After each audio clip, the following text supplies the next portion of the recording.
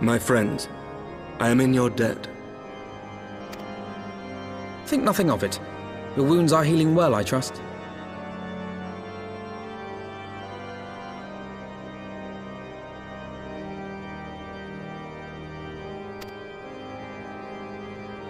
Some wounds do not heal.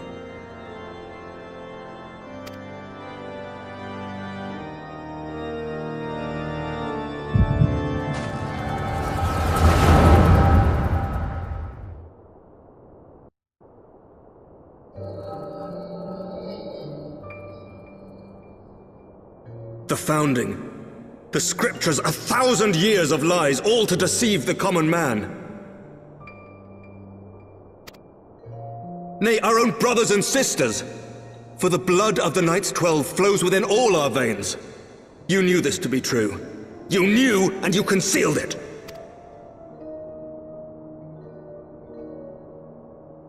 I should be interested to hear how you came by this knowledge. But yes, you have the right of it.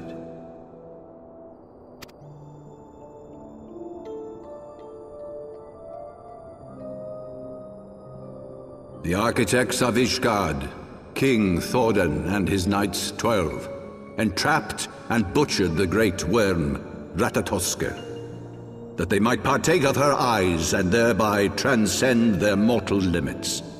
Upon learning of their treachery, Nidhogg was consumed with a murderous and justified rage. I dare say you know what followed. The great worm slew the king and half of his knights. Aye, but Nidhogg was subdued, and his eyes plucked from their sockets by the knights that remained.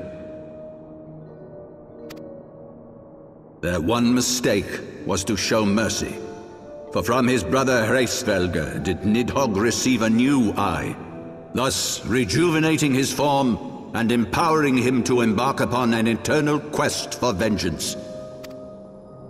Whilst Thordan's son Haldreth took one of Nidhogg's eyes and learned to wield its power in defense of his people. Thus was the first Azure Dragoon born, and ever since that time, his honored successors have risen to drive Nidhogg from our lands whenever the worm has returned to plague us.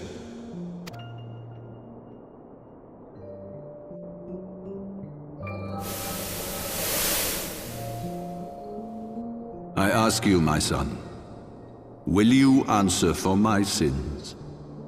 Will your son and his son answer for me as well? What do you mean?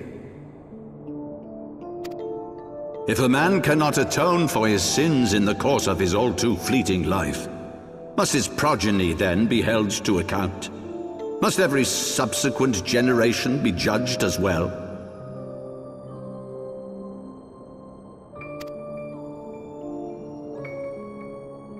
Thordan's betrayal of Gureitoshi'III was an unconscionable, unforgivable sin. Should we then, as his descendants, meekly surrender ourselves to an eternity of punishment? Nay, say I. I would not see our children sacrificed in a vain attempt to appease an implacable foe. Dragons are not like us, my son. To they who live forever, the wrongs of antiquity are as those of yesterday. No reparations shall ever suffice. This fact alone should serve as ample justification for our actions. Yet some refuse to see it as such.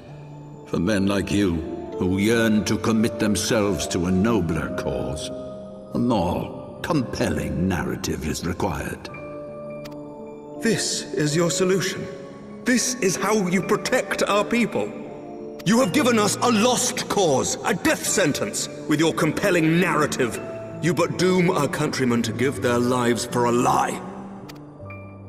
And they do so gladly. Highborn and lowborn alike are proud to serve, to fight and die for their country.